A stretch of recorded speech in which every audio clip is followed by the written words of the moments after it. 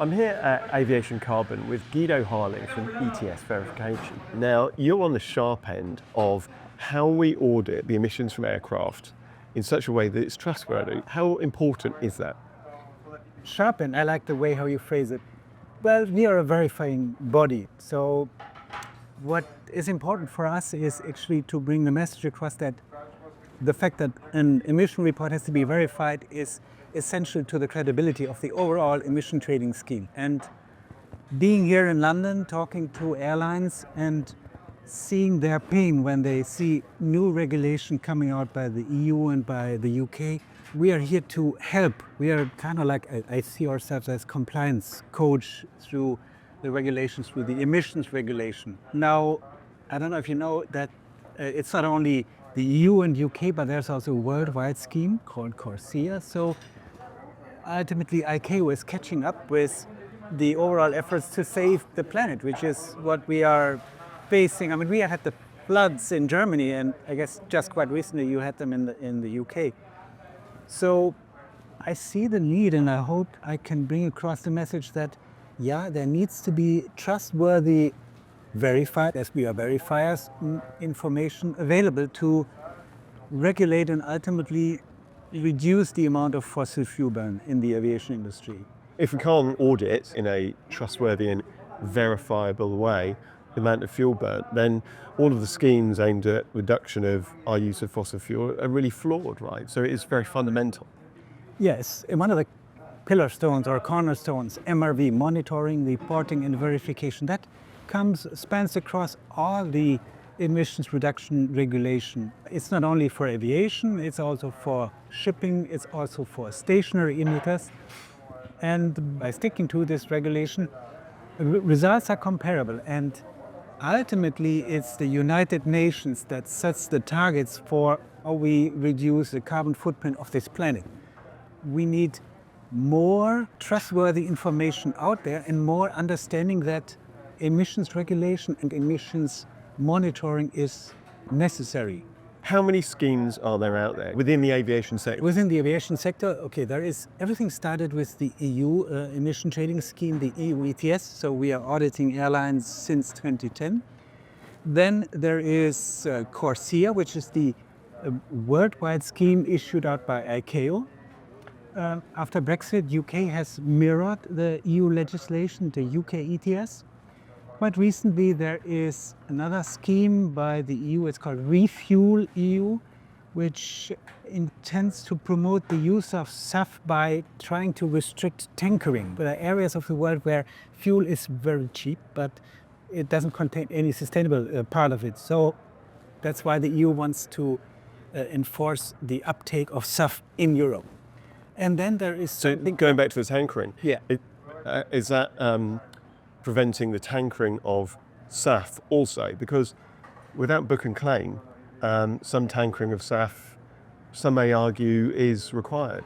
No, there is a mandate for EU aerodromes or EU airports to provide SAF. And since there is a prevention of tankering, the demand will increase. And the demand increase in SAF at airports will spur the industry to provide more SAF, because ultimately we provide it locally. Yes. Final scheme is non-CO2 emissions. Now, if you burn kerosene at altitude, there is not only carbon dioxide, there are other pollutants. Soot, yeah.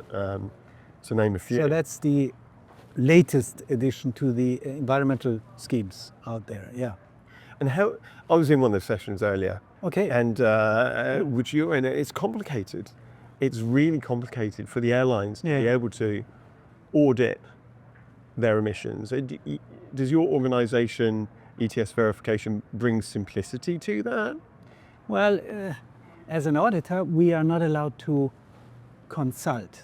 Yeah, we can guide the operator, but we have, of course, valuable tips how to mitigate the compliance burden. That's the key. And one of the key helpers of this process is, of course, to employ a software tool. I was just in a session of a software that keeps track of the fuel use, and of course emissions are a multiple of fuel use. So if you have this data available, you can already forecast your exposure. And The second tip or guidance I want to have is do your forecasting or do your emissions reporting data consolidation on a monthly or periodical schedule.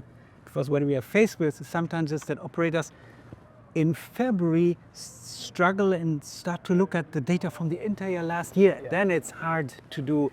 Yeah, it's like putting your expense claims in, right? You Exactly. do it happens, or taxes, yeah. Okay. So those are the two main tips I would have for the industry. And any other tips that you have for the aviation sector? They should speak to me and engage with the verifier as soon as possible. Yeah. Guido, are you optimistic about our movement towards net zero 2050? If I'm not optimistic, I wouldn't be in this business. That's a given. And I also think it's a must.